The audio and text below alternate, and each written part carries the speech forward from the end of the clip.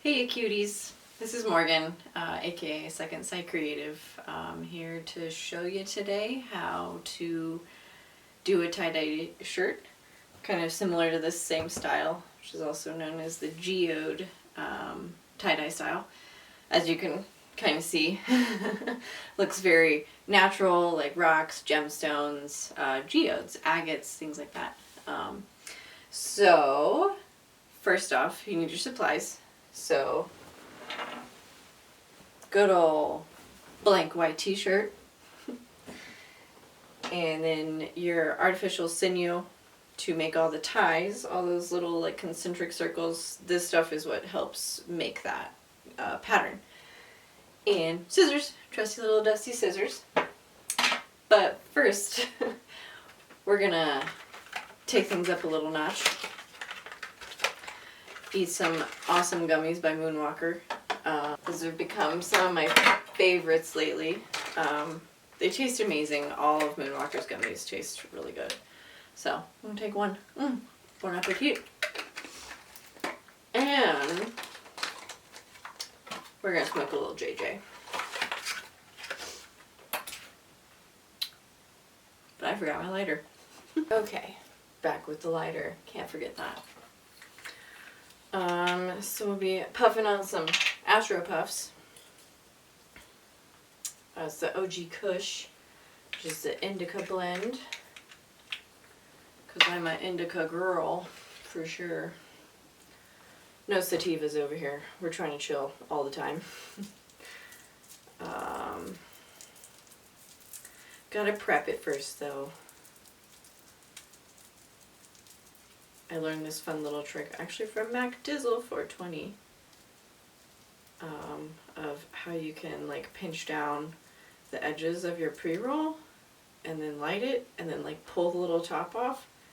And ever since I've been doing that, I swear, no more like runs in the joints. Like, I hate that. Anyways, here we go.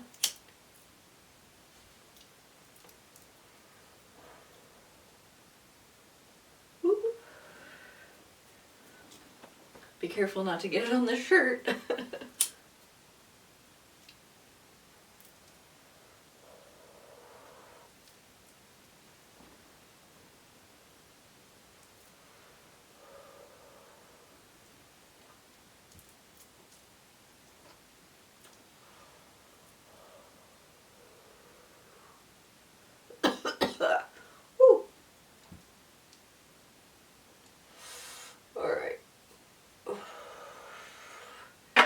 Well, let's get started. So how I usually start, I usually go for the back of the collar. So there's the little thing for the shirt. Go for kind of the back collar and start a tie kind of going towards the sleeve. So it makes kind of like a long, oval, like oblong shape. Kind of give it that agate, like geode feel. So what I do is I'll take like a finger and kind of do like this, kind of bunch it up all the way to the collar. So once you have that, then good old trusty dusty sinew. Take that, usually about that long, wrap it around once, then twice, and then pull. Get really nice and tight. And then I just do like a single tie and pull it tight again, and then I kind of yank to have it just pull really, really, really nice and tight. And then from there, you're going to wrap around the tie that you just made. I usually do about 5 times, and you try to keep it on what you just tied so that there's no extra little bunches of the t-shirt pulling out, because you want a really nice crisp line at the end. And then this is where you got to have the muscles And I usually kind of try to go for a short length on my sinew. And then you pull, but you can't pull too tight or else it'll break. And that is really, really frustrating to untie when you're washing out. And then I cut off any excess. So I always like to have like a little table or something next to me. It just keeps all my tools handy. And this handy. From there, it's very kind of intuitive, kind of go with the flow. I usually start with like little ones because you're not, you don't have like the mass of the t-shirt, so it's easier to make those really, really tiny ties. You'll see what I mean in a few, after I do a few. Anyways, okay, so we're just gonna tie. Here, like, see that little bit.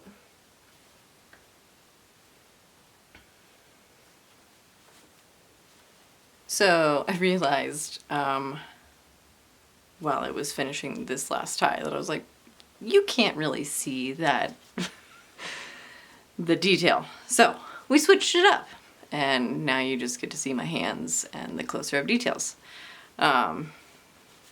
Anyways, so we're just gonna keep trucking along.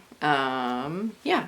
And like I said, I just will keep going with like those smaller ties, kind of similar to like this. You can tell that that's where I started, and I just had the little ones and they get bigger, you know, the farther you go across the shirt. Anyhow.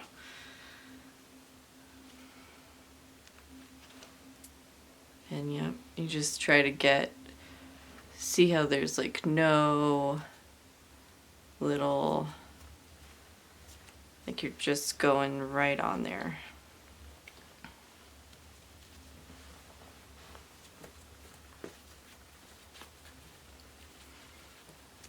You're just gonna do this over and over and over.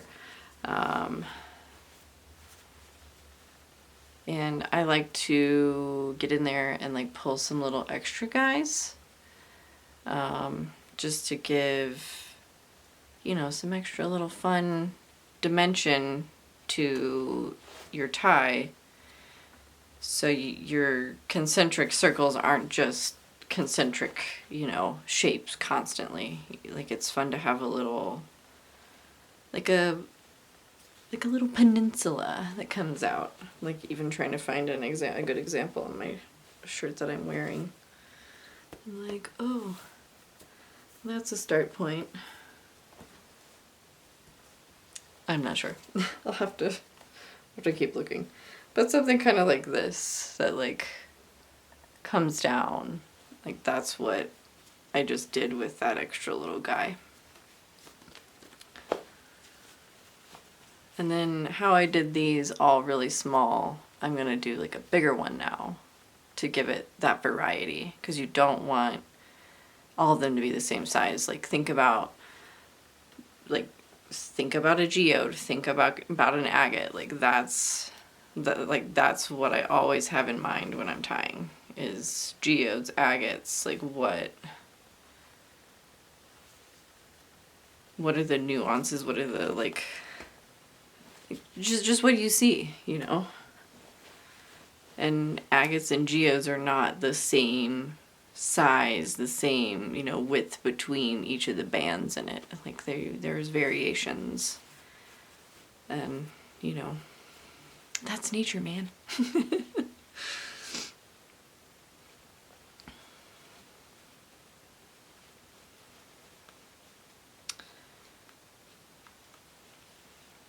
So I'm usually listening to music or TV while I do this. And it's great, because I could just get to like zone out and, you know, just do something with my hands.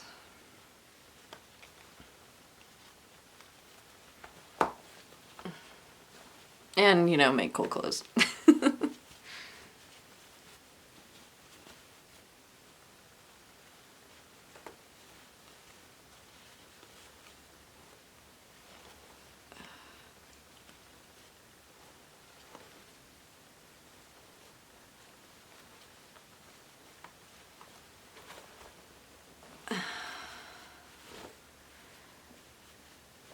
There will be a lot of grunting and groaning in this process.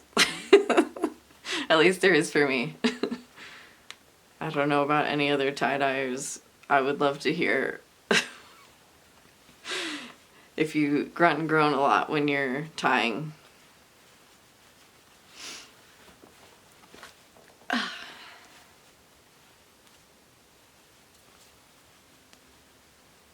don't know if you can see like how like the variations, like you got small, small, small, big, big, medium, another big one, like a small, medium one.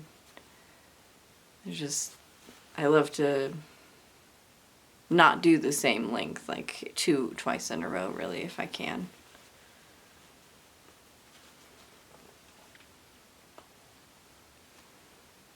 However, I will say I do like to do a bunch of smalls right in a row so that you kind of get just a little bit more of a dramatic effect or a flow through a piece.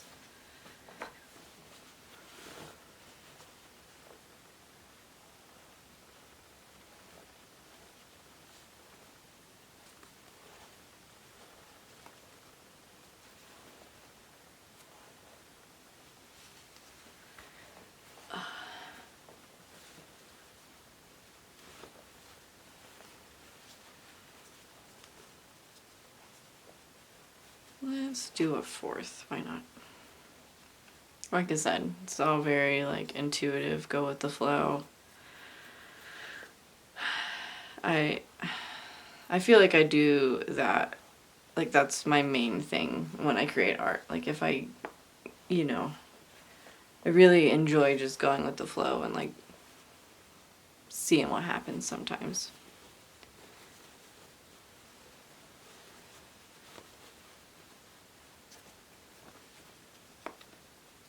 And we'll switch it up to a big guy. Let's actually... So sometimes I like to take a pause and like halfway through-ish and decide whether I'm gonna keep going or start at like this end and then work my way back towards my spot where I left off.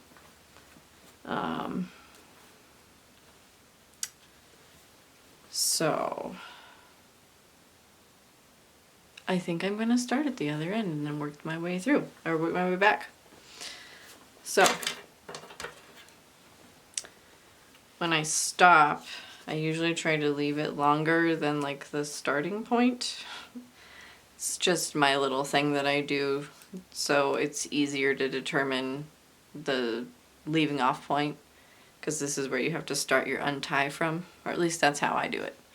Anyways, a little bit longer. And then, so we're gonna start from this other corner and kind of repeat what we did. I mean, we are gonna repeat what we did with the other starting point. But sometimes, you know, like do the finger method, sure, the old finger gun. But sometimes I like to take like an extra little finger and then pull a little bit extra up. So you get a little extra boop. It's not a real name or anything, not a technical term by any means, but anyways, so you get like just a little extra. I don't know. Again, I would say maybe starting points are like my least intuitive part, you know, of this whole thing. The least go with the flow.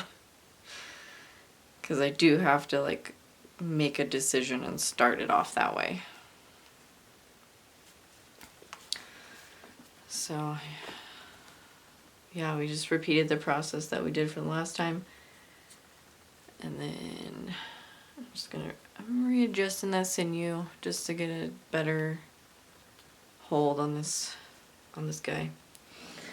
And yank. Oy. And trim. And off we are. Off we go. And yeah, just gonna do a few smaller ones right at the beginning.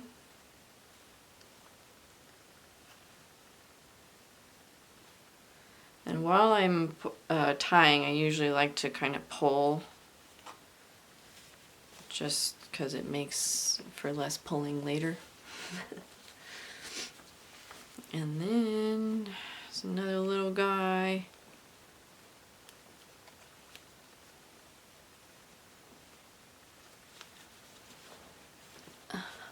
Pull. And then we're gonna go up into the shirt to give it a little extra. See, just a little extra pull, but we're gonna tie like right here.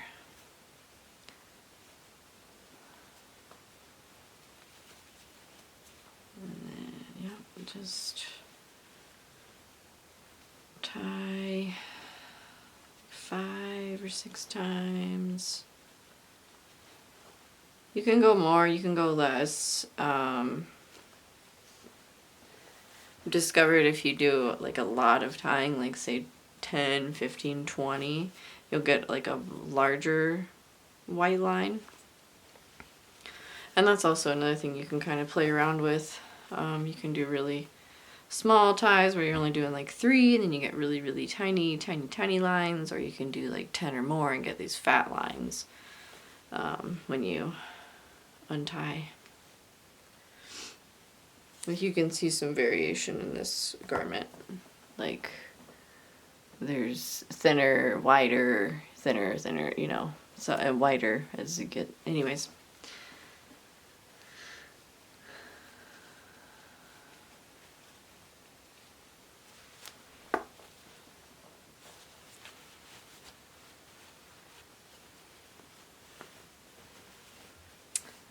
We're gonna bunch some from the other side.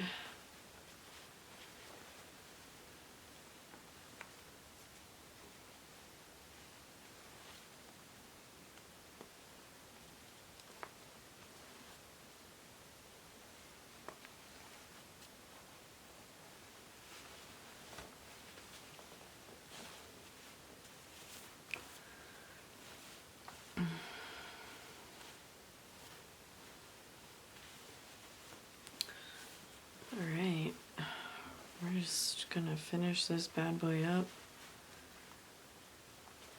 Usually towards the middle of the shirts is where, especially when I'm getting towards the end of a single garment,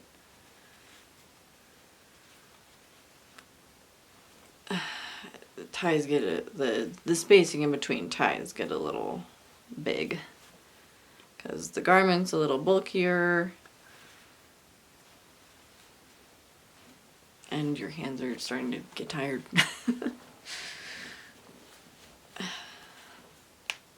Yeah. And this is always fun to deal with. And you're like, where do I go? That's usually when I, you know, just pick a direction, get that all bunched up on one side. So, yeah. Sometimes I'll even kind of like do this and throw a little bit of this flag, as I call it, in there.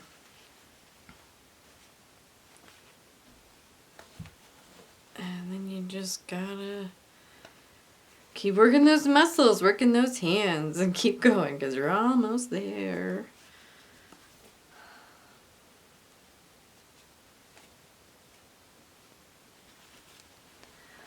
Oy.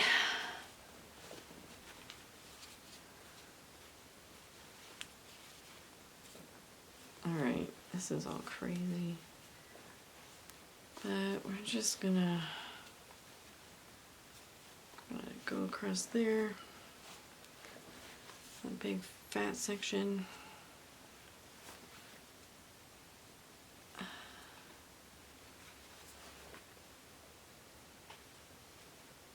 Oh, you could almost see it, like, see when it gets like a little extra something something? That's when you gotta bring it down.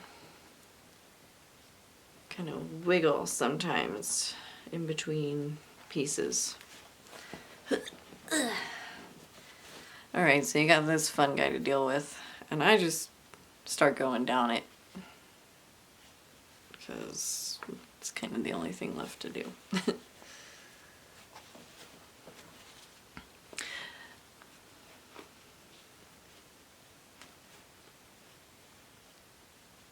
This is the path it's taking you on.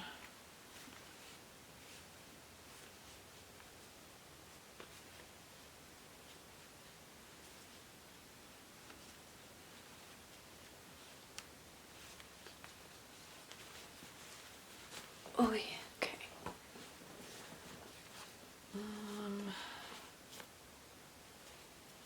Usually with something like this, I like to do just a ton of littles.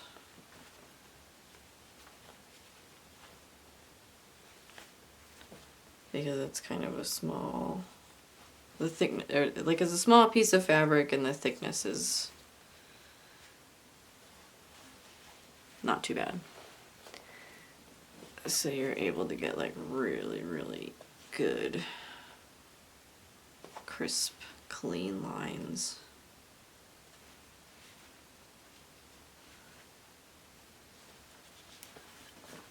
Oy.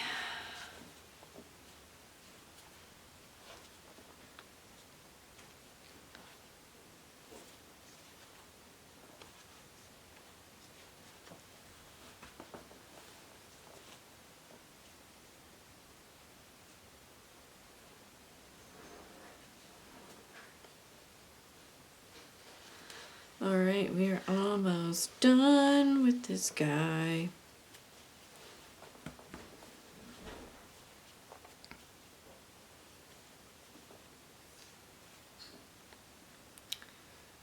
So close.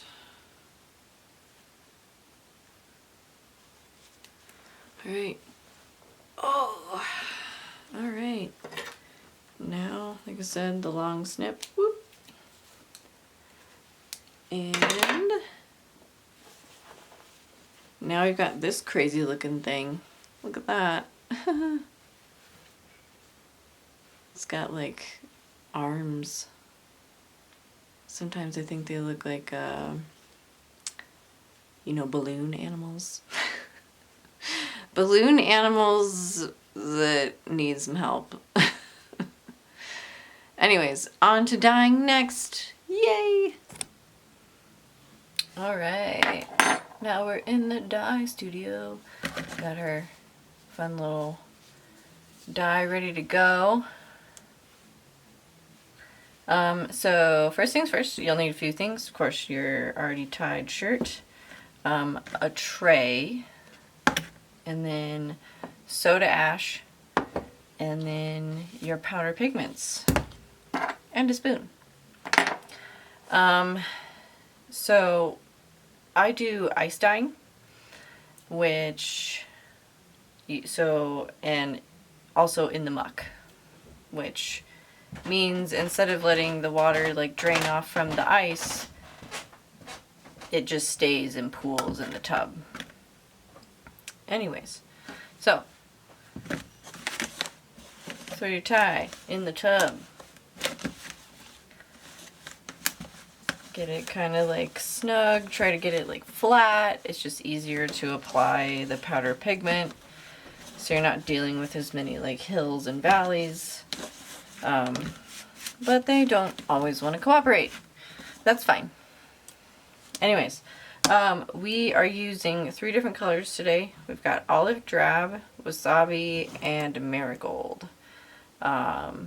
This might be a little bit of a wild one, but a lot of greens and yellows, with like some weird pops of brown and blue and orange. So that's why I really like the ice dye method, because you get a lot of variety. So we're going to start off, I usually typically start off with the darkest color first. I don't know, just kind of habit, I guess. Because it's like, you know, it's your base. And I usually go in stripes, but sometimes I'm feeling frisky and I'll just kind of like a little bit here, a little bit there, a little bit here, a little bit there. But I've been finding I like, there's a little, just a teensy bit more control with the stripe kind of method.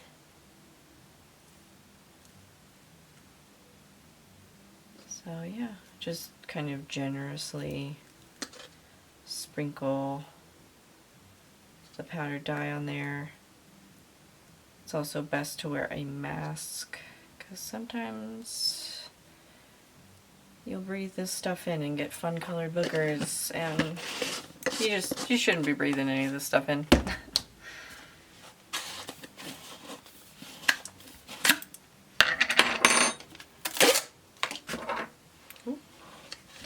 Alright, now onto the wasabi.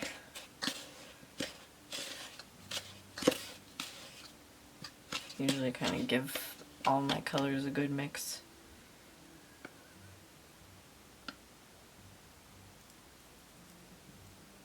And just kind of striping it up next to the olive drab. Same here. Try to do your best to get as much on the actual garment as possible.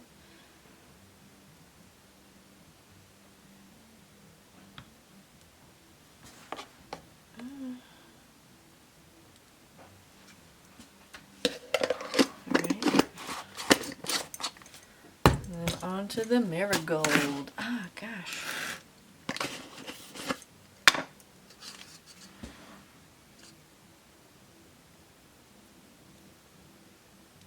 It's always been fun to me to see how the colors look as powdered pigment compared to how they look when after they dye the garment.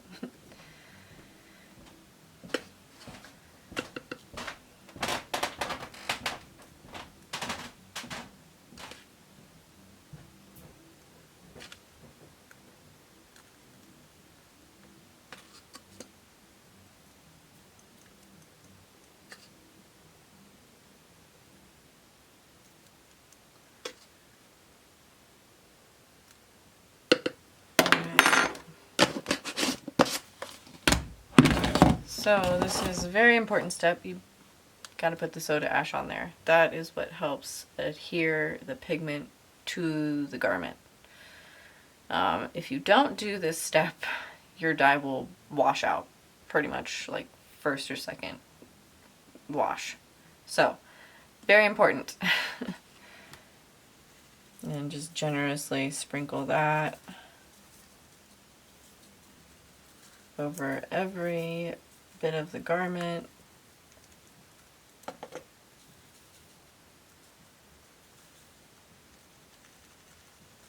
Alright, once you're good and covered, now it's time to add the ice. Alright, we're back with our ice. So just pour it on. Try to not get everywhere, but you know, if you do, who cares?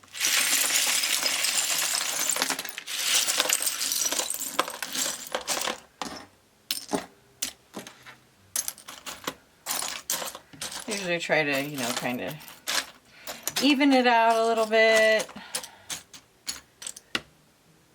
But that's it. Hey there, and we're back for the washout and reveal portion of the video. As you can see, all the ice is melted. It's now sitting in the fun little bucket of the muck dye. And now we're gonna wash it out. So this is definitely like the dirtiest, not so glamorous part of creating tie-dye, is the washout. Very important, always wear gloves. Because you don't want to end up with blue or green or whatever colored hands. Plus, you know, pigment is not exactly the best thing for your skin or your body. So, first, just put that bad boy in the sink.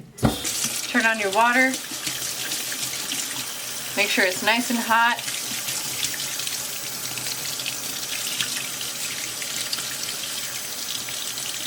sometimes my water takes a while to get hot.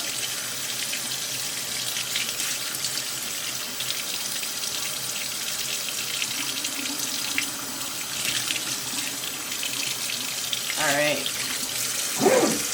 I love the kitchen sink hose is my best friend with this process.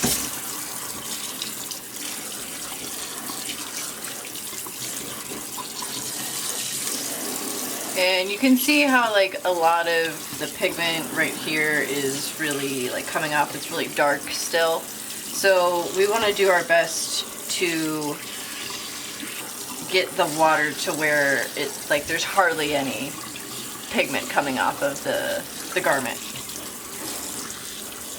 And this process usually takes anywhere from like 10 to 15 minutes per garment. So it's kind of laborious, but like I said, it's kind of meditative and kind of clears the mind. Like I'll usually, you know, eat a gummy or smoke a pre-roll or something before I get started with this process. Put the headphones in and just like zen out.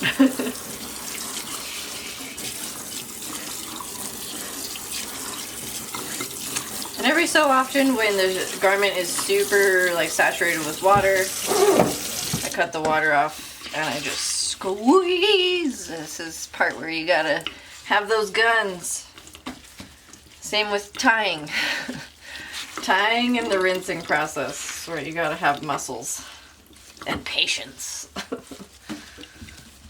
Now we just do it all over again. I usually do this 3 to 5 times. Because you don't want to leave a lot of extra pigment in the garment. Especially if you're doing like a large wash load with multiple colors. Because you don't want the colors to run together. And then you'll just end up with bunch of brown garments. I've heard that from other people that have tried tie-dye for the first time and they're like, oh, my stuff turned out like garbage. It's all brown and yucky looking. So this is a definite like crucial part of the process. It takes a while, but you know, gets those results. Here we go with the wringing it out again.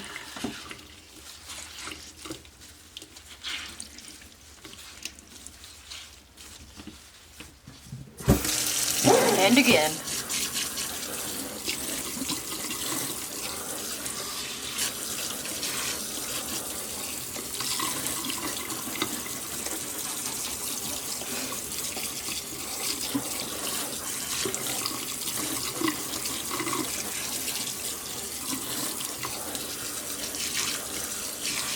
As you can see, it's like the water's starting to get a little lighter compared to our first round of washout. So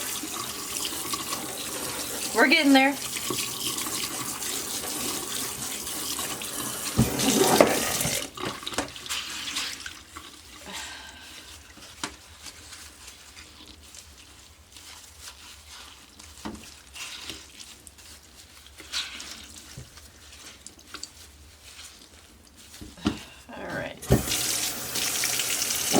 Washout number 4.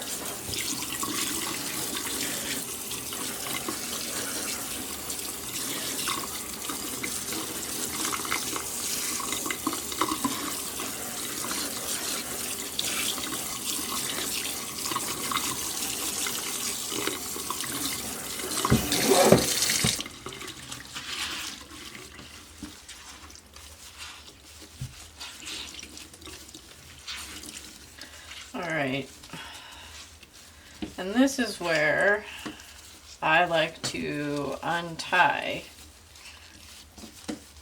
my garment before we do any more washing. So, here's your little long end, and then we just undo what we did earlier with the tying. Now the untie. Takes a lot less time and a lot less muscle. Ah.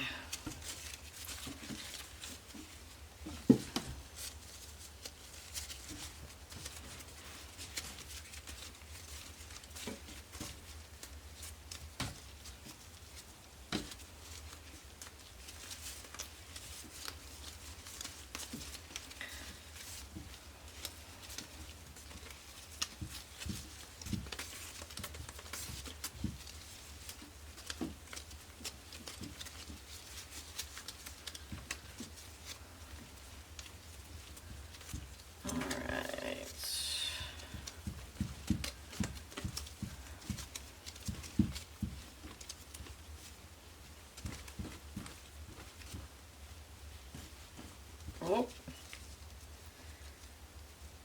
Come on. Oh.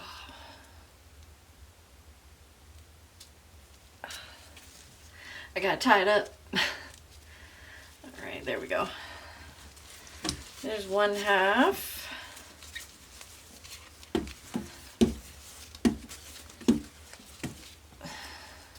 This is always fun when it gets like the floppy thing going. And then you're like battling it.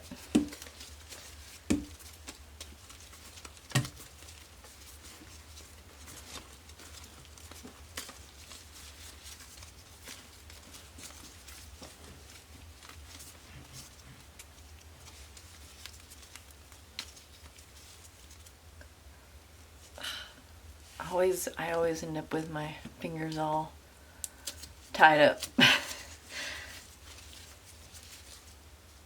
Oh, all right, we are almost there.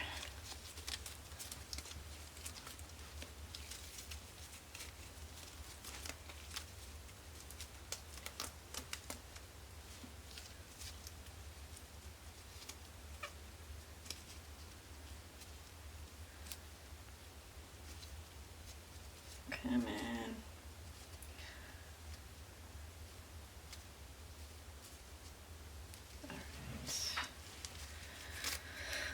Okie dokie.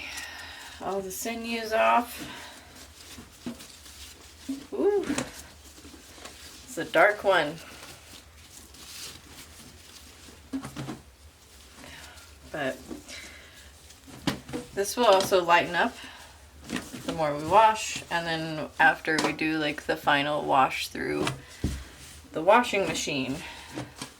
And at this stage, I like to rinse at least 2 more times just to put a little less work on the washing machine. So yeah, I'm gonna do that real quick.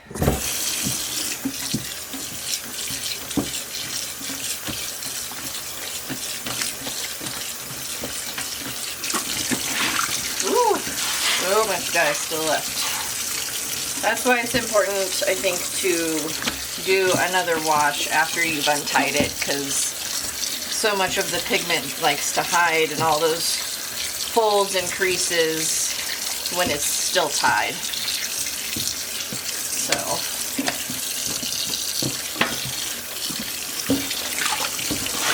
ooh, so dark.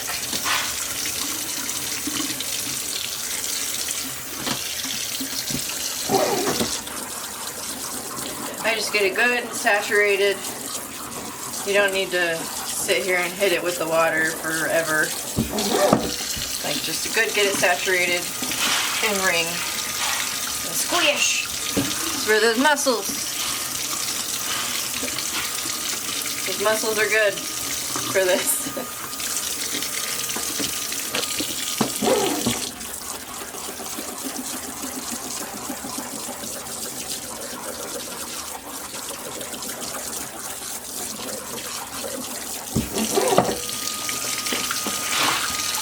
Alright, the water's getting lighter.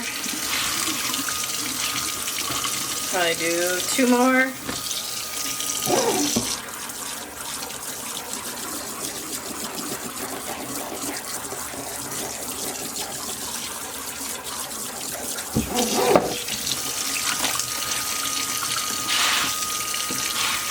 Alright.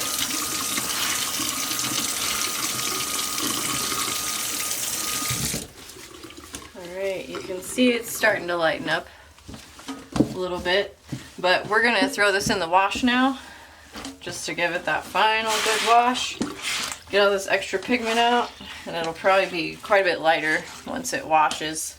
We'll be back for the reveal. Hey there, cuties, back for the reveal. Are you ready? And 3, 2, 1. Ah! The back. Thanks for sticking around to watch the final results of these badass tie-dye t-shirts. Thanks to Moonwalker for giving us something to get our creative juices flowing. My name is Morgan. You can find me on Instagram at Second Sight Creative. Thanks for watching. See you next time.